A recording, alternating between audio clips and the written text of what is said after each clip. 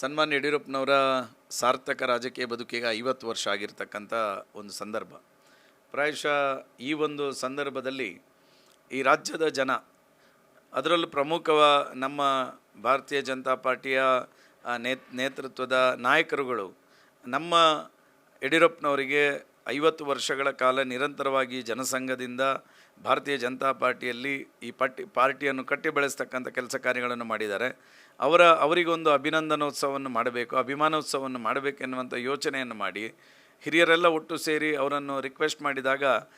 ಗೋವಿಂದ ಕಾರಜೋಳರವ್ರು ಇರ್ಬೋದು, ಶ್ರೀರಾಮುಲು ಅವರು ಇರ್ಬೋದು, ಸಿ ಪಟೇಲ್ರವ್ರು ಇನ್ನೀಗ ಅನೇಕ ಪ್ರಮುಖರು ನಾವು ಹೋಗಿ ಅವರನ್ನು ಭೇಟಿ ಮಾಡಿದಾಗ ಅವರು ಒಂದು ಮಾತು ಹೇಳಿದರು, ನಾವು ಈ ಥರ ನಿಮಗೆ ಅಭಿಮಾನೋತ್ಸವ ಒಂದು ಕಾರ್ಯಕ್ರಮ ಮಾಡಬೇಕು ಅಂತಿದ್ದೀವಿ, ಏನು ನಿಮ್ಮ ಅಭಿಪ್ರಾಯ ಏನು ಅಂತ ಕೇಳಿದಾಗ ಯಡಿಯೂರಪ್ಪ ಸಾಹೇಬರು ಹೇಳಿರೋದು ಒಂದೇ ಮಾತು, ನನಗೆ ಮಾಡುವಂಥ ಈ ಒಂದು ಅಭಿನಂದನಾ ಕಾರ್ಯಕ್ರಮದಿಂದಾಗಿ ಪಾರ್ಟಿಗೆ ಏನು ಇದರಲ್ಲಿ ಲಾಭ ಅಂತ ಕೇಳಿದರು. ಪ್ರಾಯಶಃ ಇವತ್ತಿನ ಕಾಲಘಟ್ಟದವರೆಗೂ ಯಡಿಯೂರಪ್ಪನವರು ಪಾರ್ಟಿಯ ಬಗ್ಗೆ ಚಿಂತನೆ ಮಾಡ್ತಕ್ಕಂಥ ಒಂದು ನಾಯಕತ್ವ. ನಿಜವಾಗ್ಲೂ ಈ ಒಂದು ಕಾರ್ಯಕ್ರಮದ ಮೂಲಕ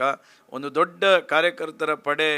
ಒಂದು ಚಿತ್ರದುರ್ಗದಲ್ಲಿ ಬಂದು ಸೇರಿ ಸುಮಾರು 10 ಲಕ್ಷಕ್ಕಿಂತಲೂ ಹೆಚ್ಚಿನ ಜನ ನಾಡ್ದಿನ ಈ ಒಂದು ಕಾರ್ಯಕ್ರಮದಲ್ಲಿ ಸೇರುವ ಮೂಲಕ ಪ್ರಾಯಶಃ ಇದೊಂದು ಸನ್ಮಾನ್ಯ ವಿಜಯೇಂದ್ರವರ ನೇತೃತ್ವದಲ್ಲಿ 2028ರ ಚುನಾವಣೆಗೆ ಭಾರತೀಯ ಜನತಾ ಪಾರ್ಟಿ ಮತ್ತೆ ಅಧಿಕಾರಕ್ಕೆ ಬರ್ತದೆ ಎನ್ನುವಂತಹ